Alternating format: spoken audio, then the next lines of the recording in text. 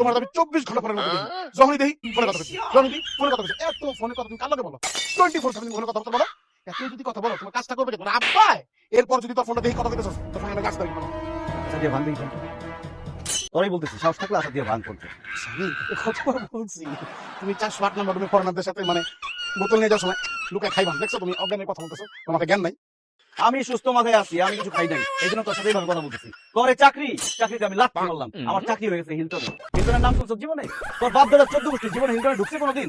আমি ওখানে চাকরি করবো, এবার কি করবি? শামিম ভুলে যাও না, আমি কিন্তু তোমার বিপদের সময় রিজর্টে নিয়ে আসছি না। ডাক্তার রিজোর্ট, তোর এই রিজোর্ট ফকিনি রিজোর্টে কেউ আসে? গেস্ট রিজোর্ট দেখি না, আর গেস্ট আসবে কিভাবে? তোর মতো ভোটকা যে জায়গা আছে সেখানে গেস্ট আসবে? তুমি ম্যানেজার, তুই ম্যানেজার হয়ে গেস্টের কাছে কিভাবে হাত পাতাও? হ্যালো মিস্টার শামীম, জি স্যার। আপনার ফুল নামটা কি? স্যার শামীম রহমান। সরি, আমাদের একটা মিস্টেক হয়ে গেছে। মিস্টেক হয়ে গেছে মানে কি মিস্টেক হয়ে গেছে?